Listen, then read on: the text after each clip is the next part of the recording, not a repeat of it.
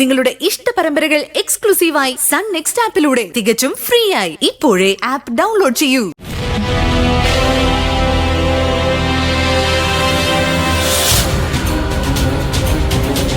കിട്ടുകയും ചെയ്യും, കൊണ്ടുവരികയും ചെയ്യും. വരേണ്ടവരൊക്കെ കൃത്യസമയത്ത് തന്നെ വന്നോളൂ നിത്യമോളെ. പക്ഷെ വരുമ്പോ ഈ മുറ്റത്തേക്ക് തന്നെ വരുമെന്നാ എന്റെ പേടി. ഇവിടേക്ക് ആരും വരില്ല. വന്ന ചോണകത്തിൽ മുക്കിയ ചൂലുകൊണ്ട് അടിച്ചിറക്കും ഞാൻ.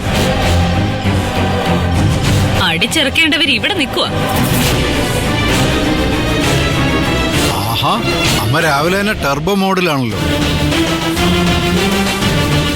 പിന്നെ നീ ഇപ്പൊ പറഞ്ഞ കാര്യം കറക്റ്റാ. അടിച്ചിറക്കി വിടേണ്ട പലരും ഇവിടെ തന്നെ ഉണ്ട്. അടിച്ചിറക്കി വിടുക തന്നെ ചെയ്യും. എന്നിട്ട് ചാണകവെള്ളം തളിക്കും. ശുദ്ധികലശത്തിന് ഇനി അധികം സമയമില്ല. എന്നെയാണോടാ മനോഹര നീ ഉദ്ദേശിച്ചത്?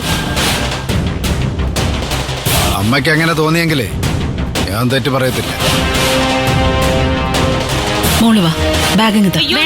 കുഴപ്പമില്ല. ഒരു പല്ലൊക്കെ എടുത്തോണ്ട് വാ പാർവതി. ആ മനോഹരൻ മുന്നിൽ നിന്നേ ഓഹോയ് ഓഹോയ് പറഞ്ഞോളൂ. ഇങ്ങനെ നാണമില്ലാത്തൊരു അമ്മായിയപ്പനും അമ്മായിയമ്മയും. എനിക്കാണെങ്കിൽ നാക്കനെല്ലില്ലാത്തൊരു അമ്മയും തലച്ചോറില്ലാത്തൊരു മോളും. നീ വാവണ്ണ ഇങ്ങോട്ട്.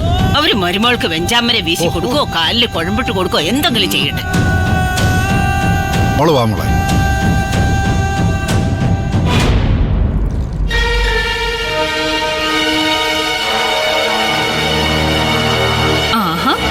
ഭയങ്കര ദാഹമാണല്ലോ. ഓ, യാത്രാക്ഷീണാവൂ അല്ലേ? ഒരുപാട് വെള്ളം കുടിക്കേണ്ടി വരും.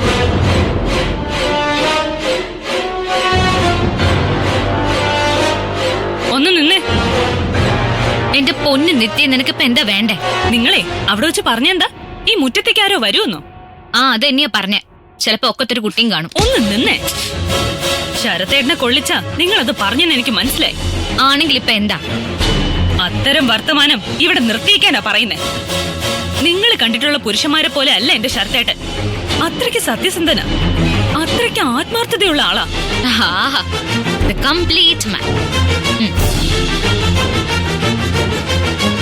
ഞാൻ കണ്ടിട്ടുള്ളതിൽ വെച്ച് ഏറ്റവും സത്യസന്ധനായ ഒരാൾ നിന്റെ ഏട്ടനായിരുന്നു, എന്റെ സുധിയേട്ടൻ.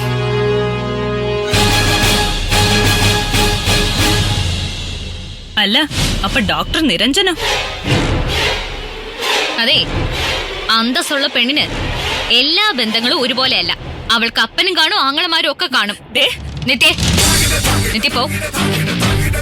നിത്യ പോയി ശരത്ത് മഹാമന്ത്രം ഉരുവിട്ടോണ്ടിരിക്കെ.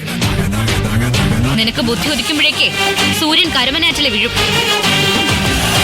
എന്റെ പൊന്നു നിത്യ, എനിക്കൊന്ന് കിടക്കണം.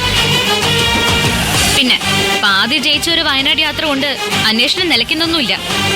തെരയേണ്ടവരെ തെരയും, കണ്ടെത്തേണ്ടവരെ കണ്ടെത്തും, മുട്ടുകാലില് നിർത്തേണ്ടവരെ മുട്ടുകാലില് നിർത്തും.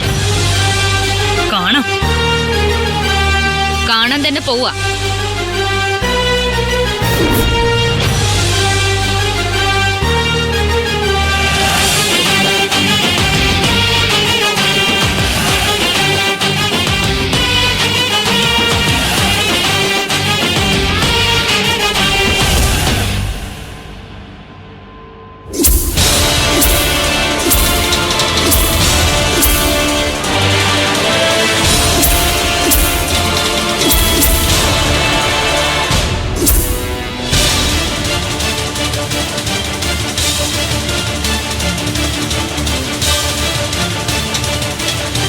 എന്തോ സംസാരിക്കാനുണ്ടെന്നും പറഞ്ഞ് മാഡം വിളിച്ചിട്ട് കുറച്ച് സമയമായി.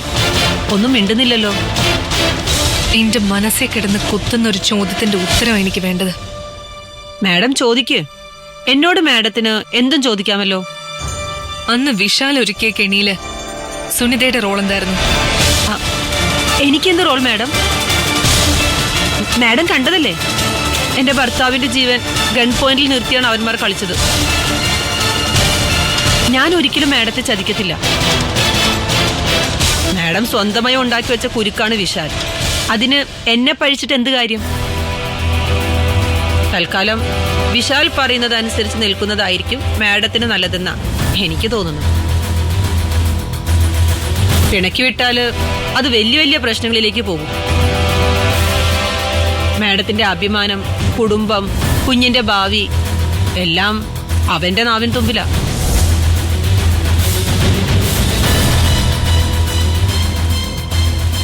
ഞാനായിട്ടൊന്നും ആരോടും പറയില്ല, മാഡത്തെ നാണം കെടുത്തുകയില്ല. പക്ഷേ മാഡം ഒന്ന് ചിന്തിച്ചേ, ഈ ഹോസ്പിറ്റലിലെ സ്റ്റാഫുകളുടെ മുന്നിൽ, സമൂഹത്തിന്റെ മുന്നിൽ ഭർത്താവിന്റെ അല്ലാത്തൊരു കുട്ടിയുടെ അമ്മയാണ് മാഡം എന്നറിഞ്ഞാൽ ഉണ്ടാകുന്ന നാണക്കേട്.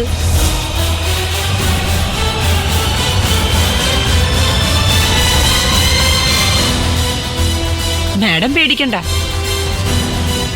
എല്ലാം മാഡത്തിന്റെ കയ്യിലെന്ന് ഞാൻ ഓർമ്മിപ്പിച്ചെന്നേ ഉള്ളൂ.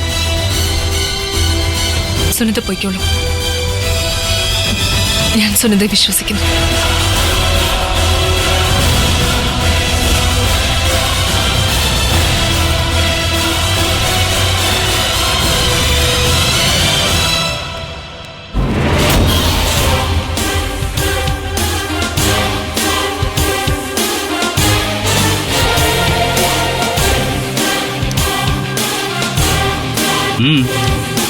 എന്തായിരുന്നു അകത്തൊരു ചർച്ച? അത് ഹോസ്പിറ്റലിന്റെ മുന്നോട്ടുള്ള പ്രവർത്തനം മെച്ചപ്പെടുത്തുന്നതിന് വേണ്ടി. ഓതി ഓതി എന്റെ മകളുടെ ജീവിതം കൂടുതൽ മെച്ചപ്പെടുത്താതിരുന്നാ മതി.